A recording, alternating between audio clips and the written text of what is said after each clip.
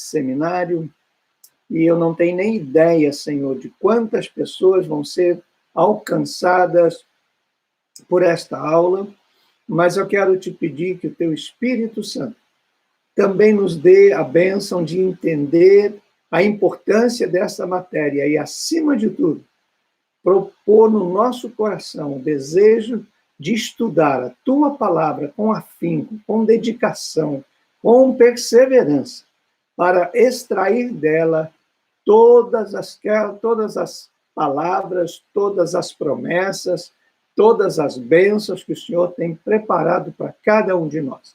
Obrigado por cada seminarista, obrigado pelo teu cuidado, por esse meio de comunicação.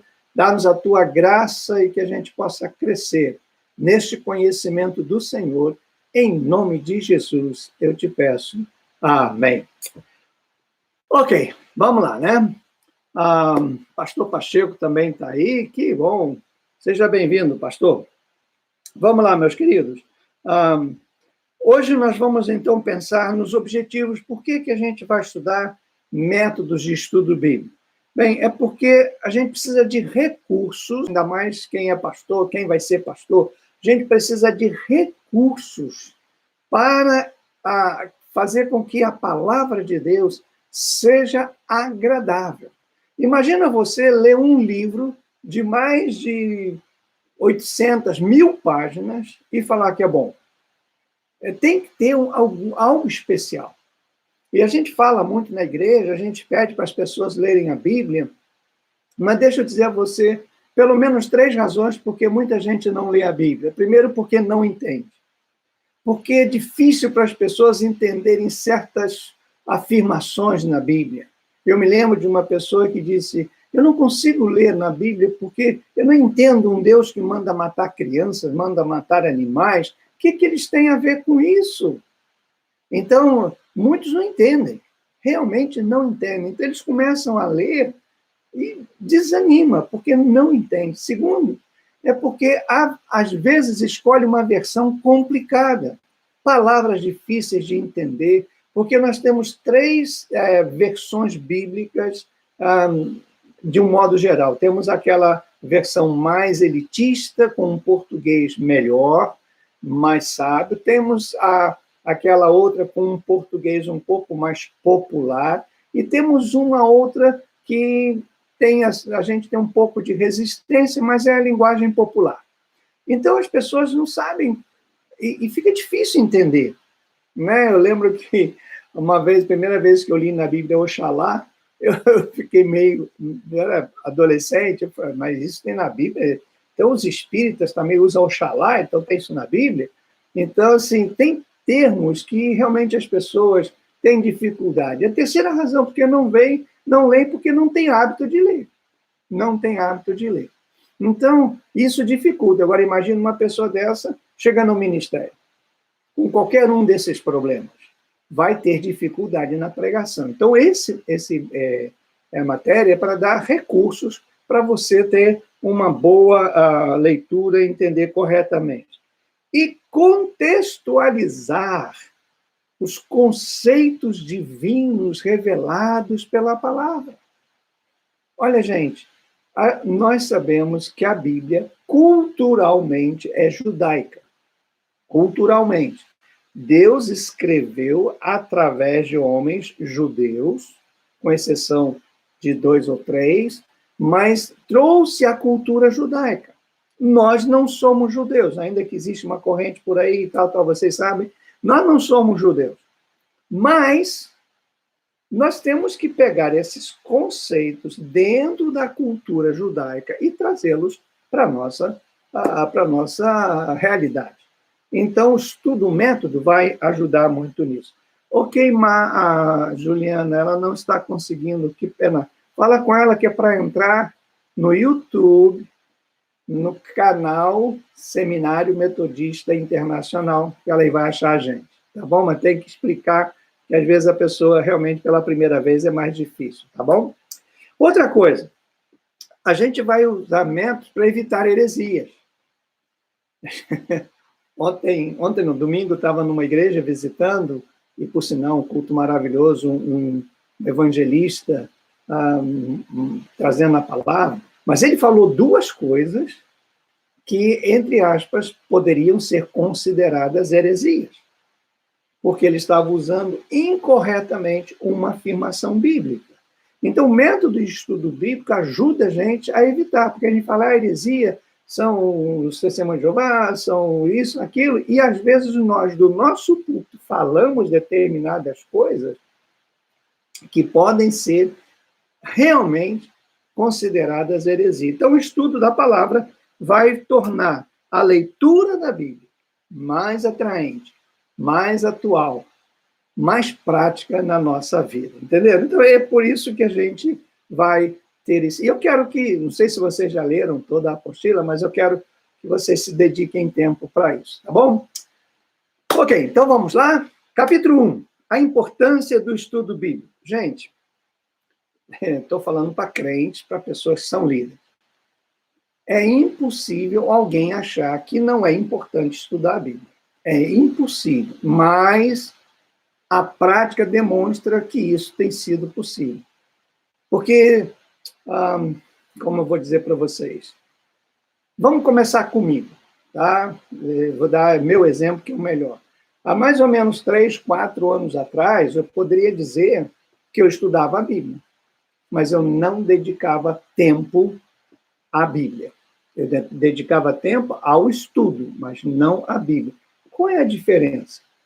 A diferença é que quando eu uso a Bíblia para estudar, eu abro a Bíblia, Deus me dá aqui uma palavra que eu vou pregar domingo, eu tenho que fazer um estudo bíblico, eu tenho que levar a tua palavra ao povo, eu leio e começo a pesquisar a Bíblia e descubro uma mensagem, entendo que é do Espírito Santo, aí vou lá, folheio, pego comentários, pego isso e preparo um bom sermão, oro, dedico ao Senhor e vou pregar. Ótimo, mas eu não dediquei tempo à Bíblia. Mais ou menos 3, 4 anos atrás, Deus me ensinou que eu precisava amar a palavra dele para lê-la, sem compromisso, a não ser ler, e entender, e estudar, e aprender para mim. Não só para pregar, mas para eu poder saber o que Deus tinha para mim. Gente, olha, eu vou dizer a vocês algo muito, muito, muito bom. Minha vida mudou depois que eu entendi isso. E hoje eu pratico isso. Hoje, eu vou... o último capítulo que eu escrevi na apostila, que passei para vocês, foi a minha experiência com Deus que me deu aquela maneira, aquele método. E hoje eu tenho sido assim, muito, muito abençoado, porque hoje eu amo a Bíblia, eu gosto, não é porque eu vou pregar, e agora então que eu não estou pregando, eu fiquei aqui nos Estados Unidos 2 meses e pouco, sem igreja, sem nada, para pregar, para ensinar. Fizemos, claro, pregamos algumas vezes, fizemos reuniões com casais, etc. Mas aquele compromisso de pregar todo fim de semana, todo meio de semana, eu não tenho. Mas foi aí que a Bíblia veio também fazer sentido na minha vida. Então, quando eu falo disso, 2 Timóteo 2,15, fala que a palavra de Deus tem que ser bem manejada, né? O obreiro tem que saber manejar, porque é uma espada, se você não souber manejar, você se corta. E no Salmo 119, versículo 105, que é o ápice do que o salmista diz, é lâmpada para os meus pés e a tua palavra, e luz para os meus caminhos. Então é muito importante, especialmente para o líder, para o pastor, para a pessoa que está em destaque, para a pessoa que tem a missão de ensinar a palavra de Deus. Manejar bem a palavra é um requisito fundamental. E, sinceramente, o que nós ouvimos dos membros das igrejas é que os nossos púlpitos são muito pobres da palavra. Há muita coisa boa, mas a palavra tem sido relegada, não tem nutrido. Como uma pessoa me falou, na casa do pão, o pão tem estado em falta, né? Ok, para a gente estudar a palavra de Deus de verdade, como tem que ser, pelo menos 3 coisas são fundamentais. A primeira delas é esforço. Ler, você só adquire prazer depois de um tremendo esforço. Eu fiquei feliz hoje, minha netinha, ela lê uma média de 1 livro por semana. Hoje ela acabou de ler, hoje, terça-feira. Ela pegou o livro ontem, hoje já acabou. E a mãe dela falou, mas por que você leu? Estava muito boa a leitura, eu terminei, amanhã eu pego o outro. Tem que ser esforço. Não adianta, gente. Olha, no início a vista vai sair água, dor de cabeça, daí sono, enjoo, dói as costas. Você tem que se esforçar. Sem esforço, você não tem um bom estudo. Isso em todas as áreas, principalmente na palavra. Segundo, você tem que ter perseverança. Tem gente que começa... Quantas vezes eu falei, não, vou ler a Bíblia toda, e começo daí meio... Quando eu perseverei, eu consegui ler a Bíblia toda 2 vezes num ano. Mas não é ler só. Eu vou depois explicar a vocês como que eu fiz essa leitura. Então, mas eu não conseguia, porque eu começava, às vezes acordava de madrugada, vou ler, e lia lá um capítulo, 2, 3, 10 capítulos, eu achava que li muito. Né? E aí? Depois, não dá hoje, não dá amanhã. Então, perseverança. Terceiro, obviamente, depender do Espírito Santo. Por quê? Como o Espírito Santo foi quem iluminou e inspirou as pessoas, é ele que vai me inspirar e que vai me iluminar. Sem ele, a letra é morta. Só por ler, só por tirar dúvidas, a Bíblia não vai te atrair. Não vai. O livro divino é divino se você depender do Espírito Santo. Senão, é um livro como qualquer outro. Né? Então, firmado nessas verdades, é que eu estou convocando vocês, seminaristas, pastores, que eu gostaria tanto, que bom que o Everaldo está aí também com a gente, né? E como eu gostaria que outros pastores estivessem conosco, porque tem me feito bem, eu quero que seja bem também, faça bem também para vocês, né? Então, é conhecendo isso, né, que eu gosto dessa expressão, podem tornar-te sábios para a vida eterna. Deixa eu brincar um pouco com vocês com isso. Uma vez uma pessoa me perguntou, a pessoa vai para o céu mesmo sem conhecer as Escrituras? Eu falei, claro, não é porque você conhece a Bíblia que você vai para o céu, é porque você tem Jesus. Então, no céu pode entrar ignorante? Aí todo mundo riu. Eu falei, acho que sim, acho que sim. Mas me pegou de surpresa, né? Porque ir para o céu sem saber, chegar lá como um turista, um estrangeiro no céu, deve ser complicado, né? Então, eu quero que você e eu cheguemos lá sábios, sabendo das promessas gloriosas do Senhor para conosco, né?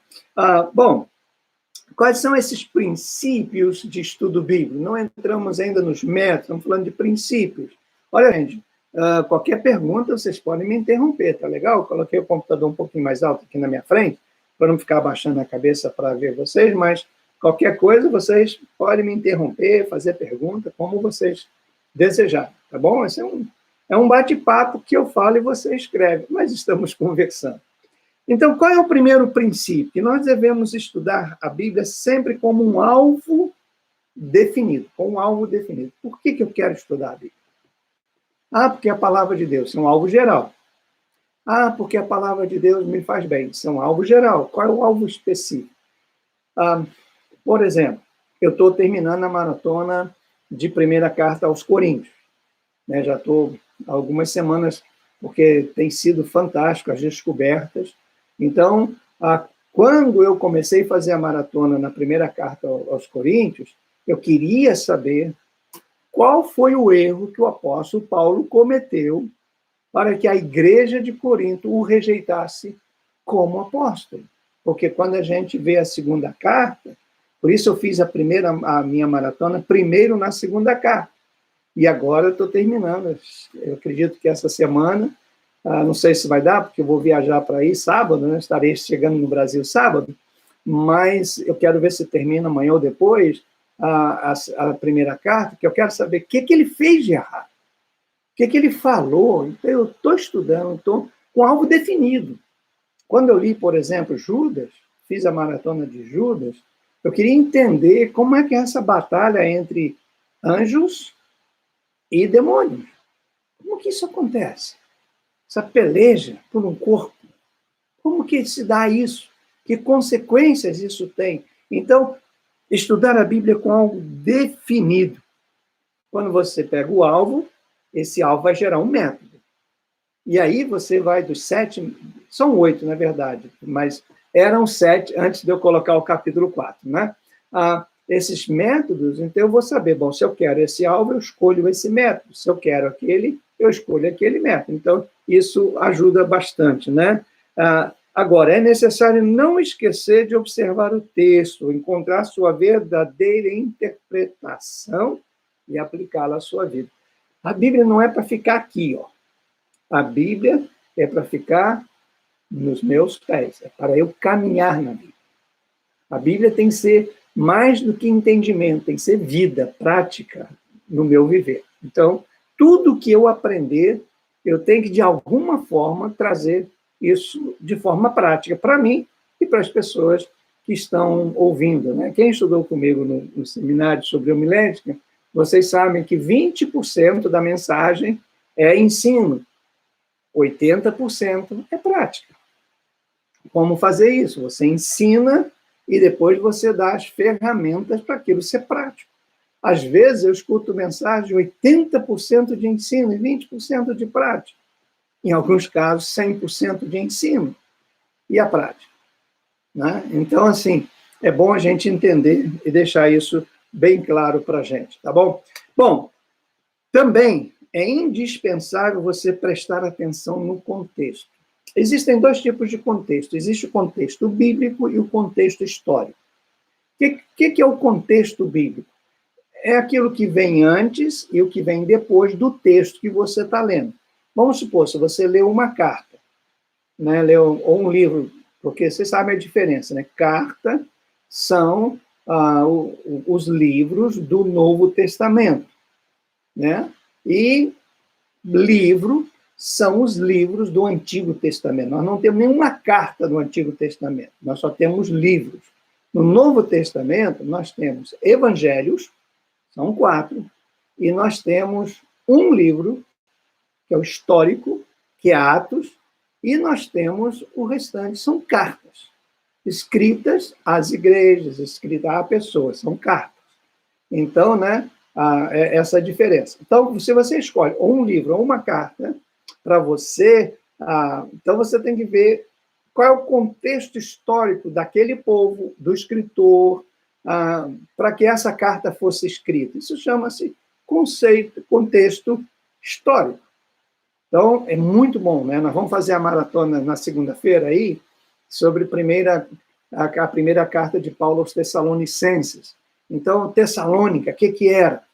Então, qual é o contexto histórico? Tessalônica era uma metrópole, 250 mil habitantes, tinha uma rodovia chamada Via Láctea, que, enfim, era um comércio. Então, você tem um contexto histórico. Por que Paulo teve que fugir para Bereia e depois para Corinto? Por que essa primeira carta aos Tessalonicenses foi o primeiro livro a ser escrito no Antigo Testamento das cartas? Então, é o contexto histórico. Então, quando você trabalha nisso, você tem que levar em conta o contexto bíblico e o contexto histórico também. Terceiro, você deve fazer perguntas que te ajudem a entender o texto. Que, por quê, como, onde, quando, por causa de quê, com que finalidade. Então, são perguntas que você faz. Quando tem uma afirmação bíblica, procura, texto que eu acabei de mencionar, 2 Timóteo 2,15, procura apresentar-te a Deus aprovado como obreiro que não tem de se envergonhar, mas que maneja bem a palavra da verdade. Quando isso? Quando é que você tem que se apresentar? A quem você tem que se apresentar? Esse texto procura apresentar-te a Deus. Uau! Ou procura apresentar-te no púlpito? Quando? Onde? Como? E essas perguntas ajudam muito a entender o texto, né?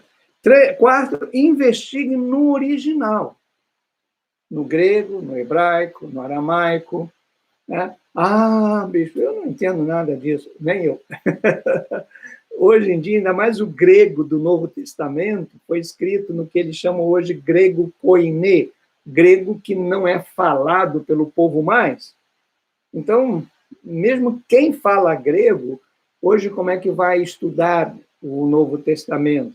Hebraico ainda é uma língua mais ativa, com mais pessoas falando, mas, gente, não precisa aprender grego e hebraico para você consultar o original. Hoje nós temos uma infinidade de materiais disponíveis na internet, além do que eu coloquei aqui duas coisas, concordâncias, enciclopédias, dicionários, versões diferentes, quem sabe ler espanhol, vê espanhol e inglês, e também comentários e outras obras. E vai no nosso famoso Google. Então, vá no original. O que significa? Tá? A palavra amor, só para dar um exemplo, a palavra amor no grego tem 3 palavras distintas: eros, filéu, ou filistia, e ágape. Então, quando Paulo fala assim, né, o amor jamais acaba, está falando de quê? Nesse texto em particular, qual dessas 3 palavras ele usa? É o filéu, é o eros, é o ágape. Então, quando você estuda isso no original, aí o texto fica mais claro para você, entende? Isso é muito importante. Quinto, crie um arquivo para os seus estudos. Gente, às vezes Deus te dá um estudo maravilhoso. Aí você coloca numa folha de papel, escreve e joga fora. Não! Se você puder usar o computador, aliás, quero fazer um pedido. Esforce-se para usar o computador. Nós estamos numa época que um líder sem computador é meio complicado, tá bom? Então, eu sei que é difícil, mas, gente, tem aqui a Raquel Melo, não sou seminarista ainda, mas estou aqui juntamente com meu esposo Rafael assistindo para aprender. Seja muito bem-vinda, tá? Você e o Rafael, sejam bem-vindos. E que você goste tanto que se torne aluno, nosso seminarista também. Voltando, então, você tem que criar um arquivo. Se você escreve à mão, escreva num caderno que não saiam as folhas. Por quê? Esse estudo bíblico você pode usar em diferentes ocasiões, para diferentes pessoas, para aprimorar. Cada vez que você lê e você reescreve, fica melhor, entende? Então, não jogue fora. É fruto do seu trabalho. Arquive numa gaveta, arquive numa pasta, enfim, no computador, sabe? Eu gosto de no computador e imprimir. Eu tenho os dois, porque computador, você sabe, vem um vírus, pum. Então, eu não posso perder isso. Arquive. Sexto, seja constante e sistemático. Como eu vou dizer a você? Tem que fazer do estudo bíblico um estilo de vida. É só isso. Você toma café todos os dias?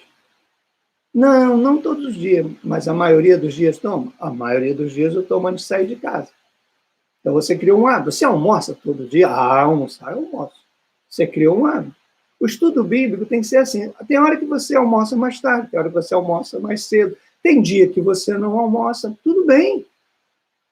Ah, pequei, hoje eu não estudei. Não, não é isso, não. Não faça do estudo bíblico... Oi, Marcelo. Dias, que bom, seja bem-vindo. Não faça do estudo bíblico um martírio, um meio de punição. Tem que ser de prazer. Não deu para fazer hoje? Não deu. Hoje, por exemplo, hoje eu não estudei a minha Bíblia. Não deu. Muito compromisso de manhã, estou preparando para a viagem. Então, não deu. Tive que vir e preparar a aula, estudar à tarde. Não deu. Mas eu não estou com a consciência pesada. Porque isso é um prazer. Hoje não deu, mas ontem deu. E amanhã vai dar. Então, você tem que fazer com prazer, mas sistematicamente. Tereza, seja muito bem-vinda. Que bom, deixa eu anotar o nome de vocês, porque assim eu não preciso no final, né? A Tereza está aqui, muito bom. Também o Dias, que bom, Dias. Depois a gente conversa mais, né? Vou colocar também seu nome aqui, que eu estou precisando, tá? Vamos lá. Então, que você seja sistemático. Não fica mudando, não, sabe? Mudando daqui para lá, de lá para cá. Mantenha. Começou a estudar um livro da Bíblia, vá até o final. Vá até o final. Começou um tema, vá até o final. Isso ajuda muito. Agora eu quero passar para vocês algumas características do nosso estudo bíblico. Primeiro, tem que ser desafiador.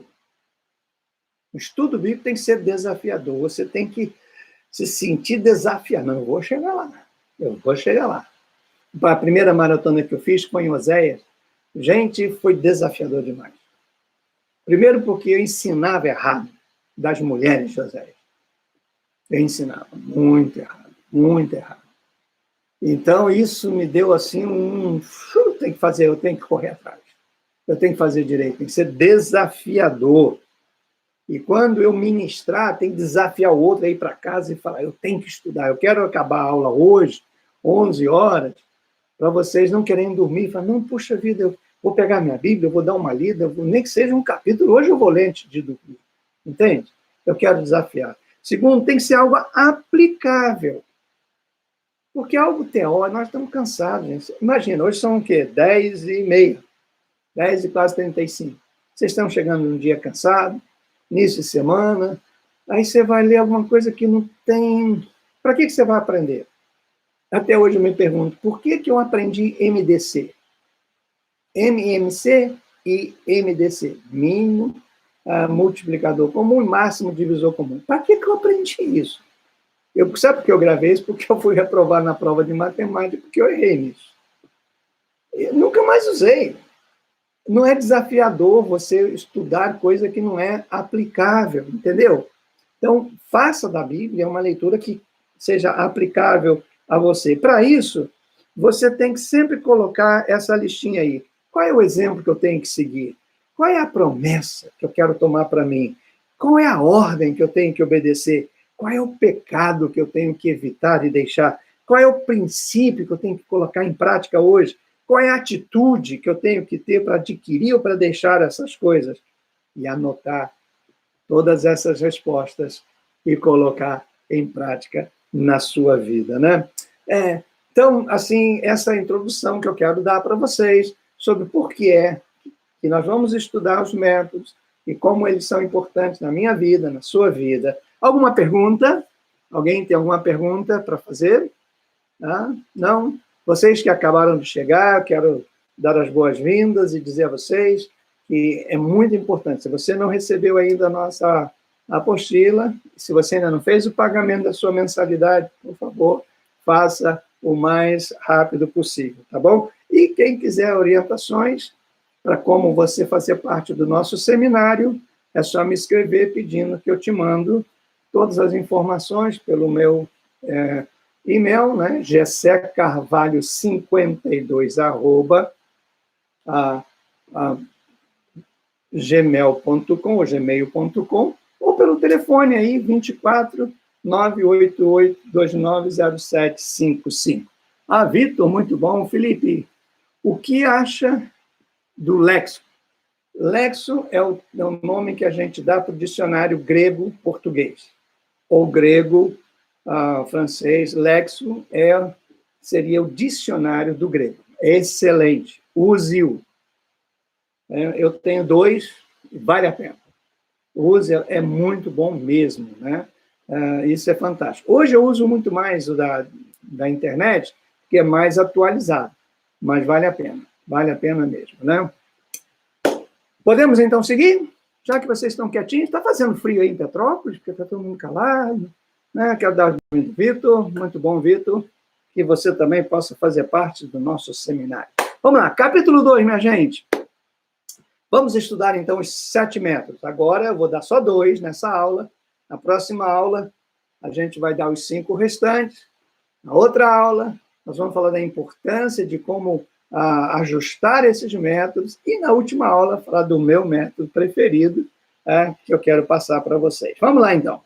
Primeiro método, que é o mais comum, o mais fácil de se fazer e mais comum dentro das igrejas, a gente chama de método devocional. Muito bem, o que é esse método? O método devocional consiste em receber a revelação de Deus num contato pessoal e direto com a sua palavra. Você lê a Bíblia e aquele texto salta aos teus olhos, você se sente compungido, aquele versículo toca o seu coração, às vezes dispara a batida do seu coração, você fica arrepiado, é Deus falando com você. Fantástico isso. E, gente, quando isso acontece, você não pode deixar acabar. O que você deve fazer? Separe esse texto. Leia com atenção, pausadamente. Transcreva o texto. O que é? Copie o texto, você escrevendo o texto. Põe a Bíblia aqui e copie, geralmente com a mão, tá? Isso é fantástico. Yasmin, muito bom, seja bem-vinda. Olha, escrever memoriza com muito mais facilidade. Eu estou transcrevendo e é muito bom escrever. Já escrevi 1 Tessalonicenses 2 vezes. Vale a pena escrever. Então, você vai, sabe, transcrevendo. À medida que você vai escrevendo isso, vai te dando detalhes. E você precisa usar 3 perguntas básicas. A primeira é o que eu vejo nesse texto? Lembra que é devocional? Então, o que eu vejo nesse texto? Então, quando a gente faz essa pergunta, a gente está observando, está examinando. Leia com atenção, leia com atenção. Eu sempre começo brincando com os alunos, né, sobre o Salmo 23. O salmista diz, Senhor é o meu pastor e nada me falta. Coisa linda. Aí eu pergunto quase sempre, né? Eu já fiz isso com vocês sabem. O que é que não falta quando você tem o Senhor como pastor? Nada. Mas que nada é este que o salmista descreve? Pessoal, é mesmo? Vamos olhar o texto com atenção. Não vai faltar vara, não vai faltar cajado, não vai faltar inimigos, não vai faltar vale de sombra e morte, não vai faltar... Aí, muita coisa que não vai faltar. Aí a pessoa, que legal, que legal. Exatamente, observe o texto. Sim, Ricardo, eu também gostaria de saber, já que existem dicionários em hebraico, grego, traduzidos para o português, o que o senhor acha? Excelente, excelente, excelente. Aqui nos Estados Unidos, eu vou muito na comunidade judaica, eles têm, né, todo o Antigo Testamento, o Torá deles em inglês. Fantástico. Tudo que você puder somar de informação, para somar na compreensão, faz. O que não pode fazer é dar a estas coisas autoridade sobre a Bíblia. A palavra final é e sempre será das Sagradas Escrituras na minha língua. Por que isso? Porque cada tradução, cada versão, Deus usa, porque eu acredito que Deus também usa os tradutores, Deus usa isso para me ensinar dentro do meu contexto histórico. Então, eu sou brasileiro. Não adianta eu ler o Torá, que eu não vou pôr em prática. Ainda que o Torá diga algumas coisas, eu não vou pôr em prática. Então, assim, eu posso aprender, posso ver como era aquilo no passado, como foi escrito, mas a autoridade final tem que ser da Bíblia, entendeu? É bom consultar. Quanto mais fontes você consultar, melhor. Desde que você não perca essa visão de que a palavra final é das Escrituras Sagradas, né? Qual que eu recomendo? Olha, querido, hoje em dia eu estou meio desatualizado. Tem saído tanta coisa nova, eu tenho estado um pouco desatualizado. Mas o que eu recomendo sempre é você pega uma palavra da Bíblia que você está tendo dificuldade de entender, você vai no dicionário português e você vê aquela palavra, qual é a origem daquela palavra. Se aquela palavra tiver uma origem grega ou hebraica, o dicionário vai dizer, o dicionário português. Aí você pega aquela palavra e aí então vai no léxico, já com a palavra escrita com aquela língua, e você vai ter uma compreensão muito grande. Parece confuso, mas não é não. Depois eu posso até mostrar aqui com vocês como que eu faço isso no computador, é muito simples. Você pega uma palavra, né, você fala simpatia, por exemplo. Aí você vai no nosso dicionário português, então simpatia vem de quê? É uma palavra grega né, que fala de Filistia. Aí eu vou Filistia no dicionário grego. Então, aí eu tenho uma compreensão clara, tá bom? Por que que em algumas Bíblias a gente tem, no capítulo 13 de 1 Coríntios, a tradução de caridade, em outras Bíblias fala amor. Ainda que eu tenha amor, algumas falam, ainda que eu tivesse caridade. Porque a palavra amor, nesse texto, é um amor em exercício, não é um amor sentimento, é um amor em ação.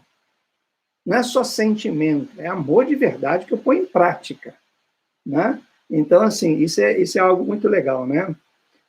Muito bem. Lucas, também seja muito bem-vindo. Então, essa é a primeira pergunta. A segunda pergunta é o que significa o que eu vi? O que isso significa? Gente, nós estamos falando do método devocional. É o que significa para mim. O método devocional, a gente não usa nenhum material externo da Bíblia, no seu texto bíblico. Por isso que é muito simples, qualquer membro da igreja pode ter um estudo bíblico devocional. Porque você pega e pergunta, o que isso significa para mim? O que eu acabei de ler, o que significa? Como é que eu estou interpretando? Qual é o significado? Então, eu tenho que buscar isso. Lembre-se dessa última aqui, ó. Não se esqueça que a Bíblia, ela se explica por si mesma. A Bíblia não precisa de ninguém explicar, você precisa entendê-la, porque ela se explica a si mesma. Basta você dedicar muita atenção, dedicar coração ali, você vai acontecer. Ou última pergunta, como funciona isso na prática? Essa pergunta tem muitos estudantes da Bíblia que têm medo de fazer essa pergunta. Como que funciona? Porque quando eu descubro como funciona, eu começo a praticar. Não é verdade? Agora, se eu não sei como funciona, por exemplo, eu nunca usei o YouTube para dar aula. Eu não sabia como funcionava. Quando eu cheguei aqui, minha filha, meu genro falou, não, vamos colocar, você vai ver, o senhor vai gostar, o povo vai gostar, daqui a pouco a gente começa com um pouco, daqui a pouco o senhor vai ter um monte de aluno. Eu não imaginava, me deu essa luz, me deu aquilo, vamos fazer. Quando você sabe como funciona, como você colocar em prática na sua vida, aí a coisa rende. Sabe por que muita gente não tem amor pela leitura da Bíblia? Porque lê, mas não pergunta, como que eu vou praticar isso? E aí, essa pergunta é maravilhosa, né? Segundo método é o que eu chamo de método biográfico. É um método também bem simples e um método gostoso, só que é trabalhoso. Porque esse método consiste em utilizar a história de um personagem da Bíblia para a gente extrair lições desse personagem. Pode ser um homem, pode ser uma mulher, pode ser uma igreja, pode ser um acontecimento. Então, eu escolho. Então, por exemplo, eu sugeri que vocês escolhessem Moisés. Então, eu escolho uma pessoa, escolho alguém que realmente, né, vai como que me ensinar o que fazer e como agir. Entende? Então, é gostoso. Só que é trabalhoso, porque às vezes esse personagem aparece num texto, aparece no outro, aparece lá no Antigo Testamento, aparece no Novo Testamento. Isso me dá um pouco de trabalho. Porém, é emocionante, é empolgante, né? Para isso, você tem que reunir o maior número possível de passagens que mencionam esse personagem. Então, vamos supor, você escolheu Moisés. Vou no dicionário, vou no YouTube, Moisés. Textos da Bíblia que aparece a palavra Moisés. Estou só anotando. Pois eu leio se tem relação a uma coisa com a outra ou se revela alguma coisa desse personagem. Coloque esses fatos em ordem cronológica. Moisés nasceu quando? Filho de quem? Onde estava? Cresceu aonde? Fez o quê? Casou com quem? Morou aonde? Fez o quê? Marca da sua vida, morreu como? Então, eu tenho um fato, cronológico. Isso é muito legal. Outra coisa, responda as perguntas. Isso está na apostila aí, eu coloquei para vocês terem uma maneira de seguir. Né? Qual o nome dele, como se deu o nascimento, quando nasceu, fatos importantes, se é casado, se não é, enfim. Faça todas essas perguntas E depois de você ter tudo isso, analise principalmente qual é o caráter e o temperamento dessa pessoa. Isso é muito legal. Porque nós temos três, né? Pedro, Tiago e João, que eram os mais íntimos de Jesus. Cada um tinha um temperamento. Cada um tinha um caráter. Cada um tinha uma personalidade diferente. Talvez para nos dizer que, pelo menos, essas três diferenças opostas, vamos colocar assim, existem na igreja. E eu tenho que saber lidar. Eu tenho que saber lidar com o colérico, como Pedro, eu tenho que saber lidar com o melancólico, como João, eu tenho que saber lidar como um sanguíneo, como era, falei Pedro, Tiago, né? Tiago, que foi o pastor da igreja de Jerusalém. Então, assim, bom saber isso. Outra coisa, você procura observar os elementos de poder desse personagem, os elementos de fraqueza e fracasso que ele teve. Gente, não tem ninguém super na Bíblia. Deus é tão fiel que ele coloca os fortes sendo fracos em alguns momentos, e os fracos sendo fortes em alguns momentos. Então, analise isso, as oportunidades que ele desperdiçou, enfim, se houve crescimento espiritual na sua vida, mas tenha a seguinte, aplique essas lições preciosas à sua vida. Moisés, quais são as lições que eu aprendo com Moisés que eu posso colocar na minha vida? José, Davi, Paulo, Tiago, João, Filemão, as mulheres da Bíblia, Esther, Noemi, enfim, todas essas pessoas, como que eu posso aplicar isso à minha vida, né? Muito bem.